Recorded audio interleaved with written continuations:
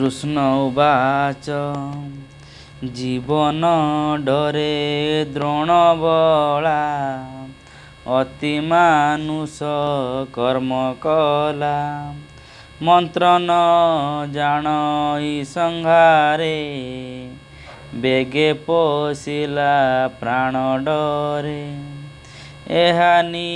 बारे शस्त्र नाही केही न जाने देह बही तू तो सकल शास्त्र जानू चंचल चित्ते न प्रमाणु ए ब्रह्म शस्त्र तेज घोर तू ब्रह्म शस्त्रेण निवार सुत उवाच शुण गोविंद मुखवाणी अर्जुन मने मने गुणी तक्षणे आचमन कला कृष्ण को मने सुमरिला द्रोणक तहु अछि जानी भावे कहिले चक्रपाणी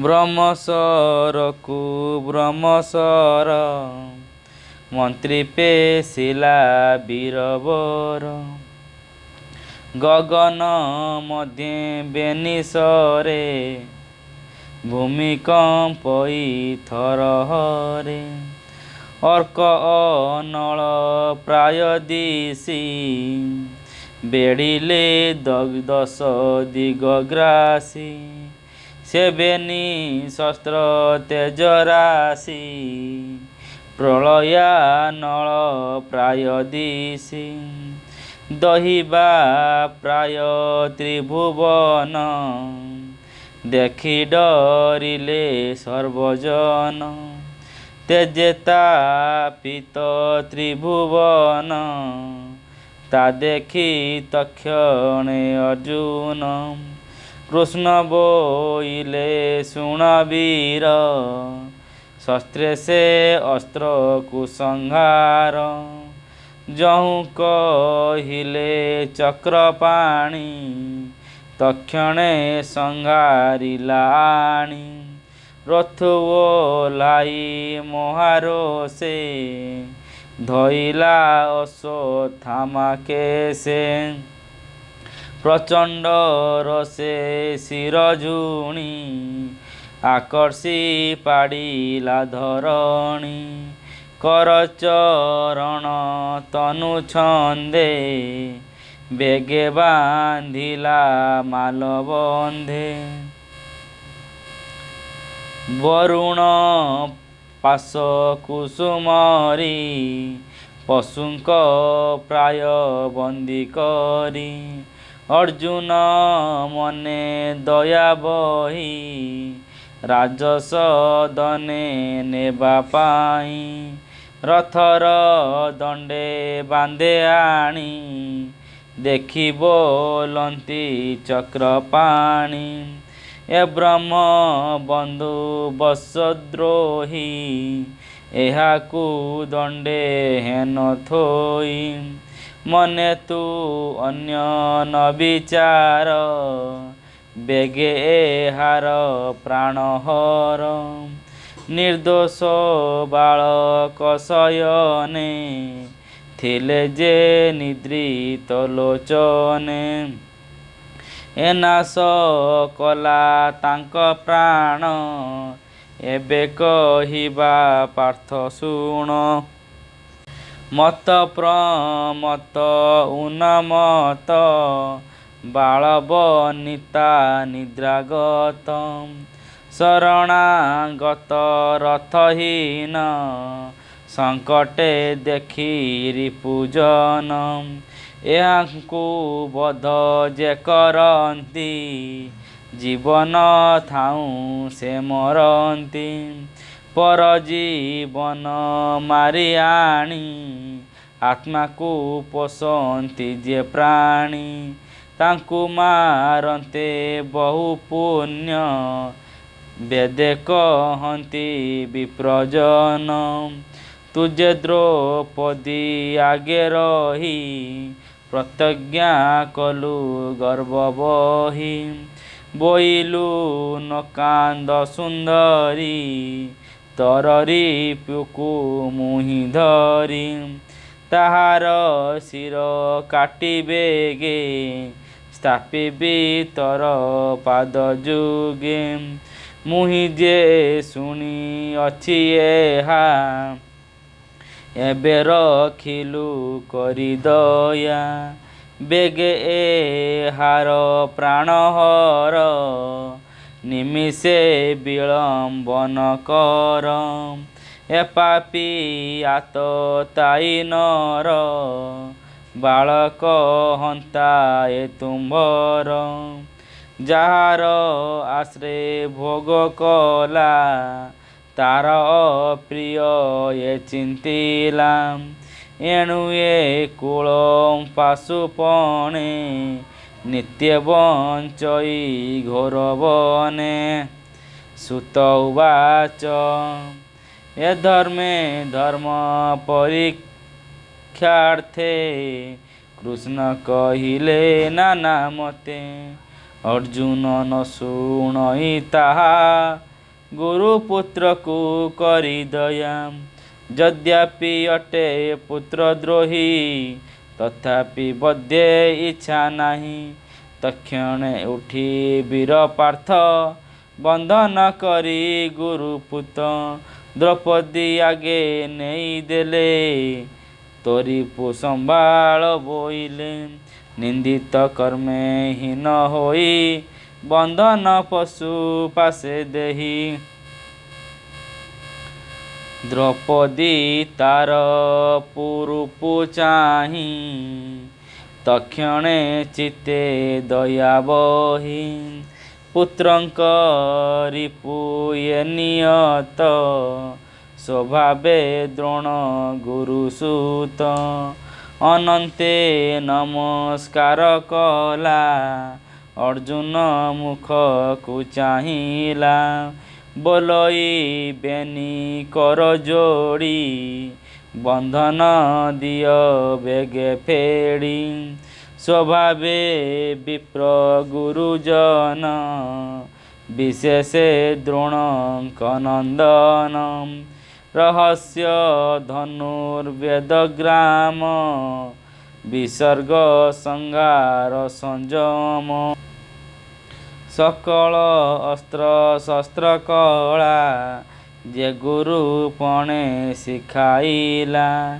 ସେହିଟି ପୁତ୍ର ରୂପ ଜାତ ଆତ୍ମାକୁ ଆପନେ ସମ୍ଭୂତ। ସ୍ୱାମୀର ତହୁଁ ଅର୍ଦ୍ଧେ ଘେନି ଯୁକତେ ଏହାର ଜନନୀ।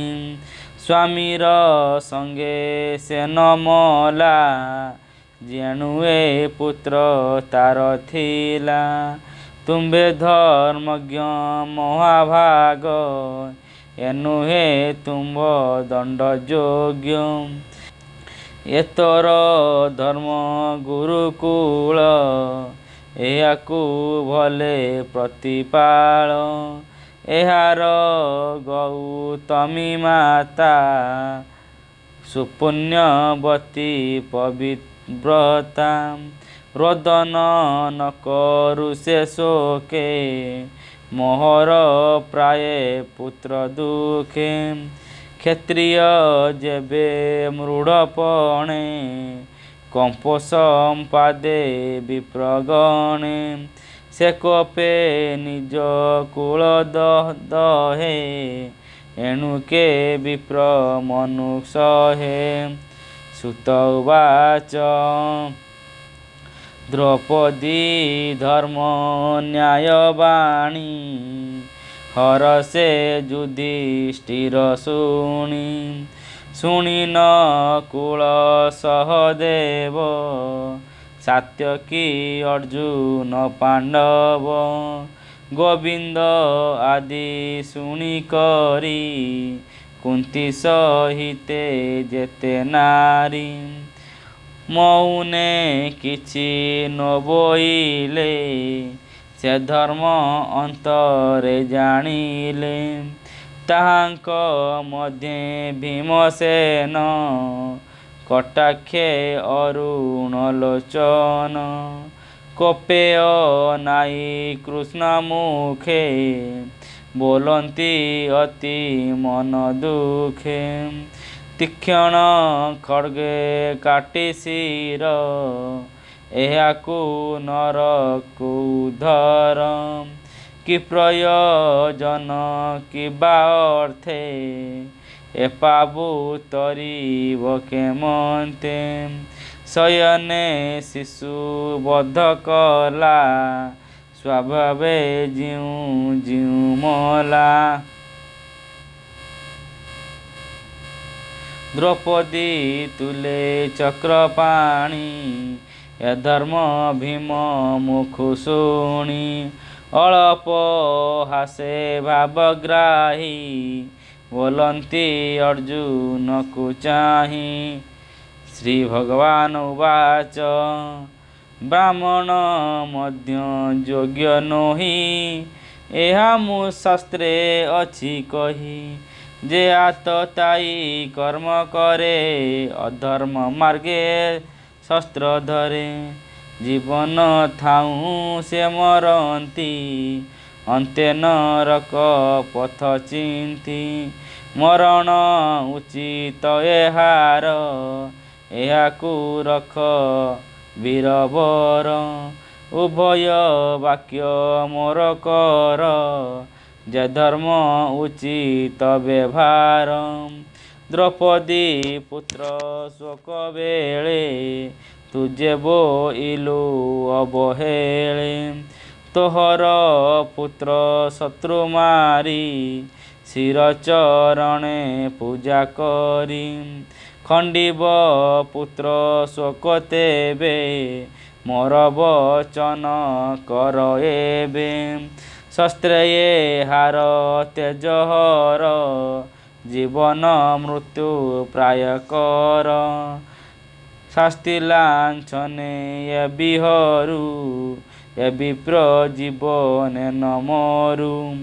ଶୋକ ନ ଥାଉ କୃଷ୍ଣାଚିତେ ଏକଥା କର ଭୀମ ହିତେ। ଏକଥା ମୋର ସନମତ ଶୁଣି ଅର୍ଜୁନ କୃତ୍ୟ କୃତ୍ୟ। ତକ୍ଷଣେ ଉଠି କୋପଭରେ ତୀକ୍ଷଣ ଖଡ଼ଗ ଧରି କରେ। କେଶ ଧଇଲା ବାମ ହସ୍ତେ ମଣି ଯେ ଥିଲା ତାମ ମାଥେ। ଖଡ଼ଗ ଧରି ଦୁଷ୍ଟ ମୁଠି ମଣି ସହିତେ ଶିଖା କାଟି। ଆଣି ଥୋଇଲା ବାହୁବଳେ ଦ୍ରୌପଦୀ ଦେବୀ ପାଦ ତଳେ। ବନ୍ଧନ ତକ୍ଷଣେ ଫେଇଲା ଦ୍ରୌପଦୀ ତା ମୁଖ ଚାହିଁଲା। ବାଳକ ହତ୍ୟା ଦୋଷହୀନ ମଳିନ ଦିଶେ ତା ବଦନ। ମଣିହରଣେ ତେଜ ଗଲା ନଗରୁ ବେଗେ ପଳାଇଲା। କେଶ ପବନ ଧନ ହରି ତାହାକୁ ରାଜ୍ୟ ଦୂର କରି।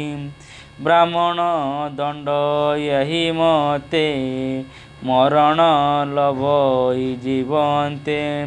ଦ୍ରୋଣକୁ ମୋର ଶାସ୍ତ୍ରୀ ଦେଇ ଜ୍ଞାତି ବାନ୍ଧବେ ରୁଣ୍ଡ ହୋଇ। ସର୍ବେ ଆତୁର ପୁତ୍ର ଶୋକେ ବାଳକ ଘେନି ଏକେ ଏକେ।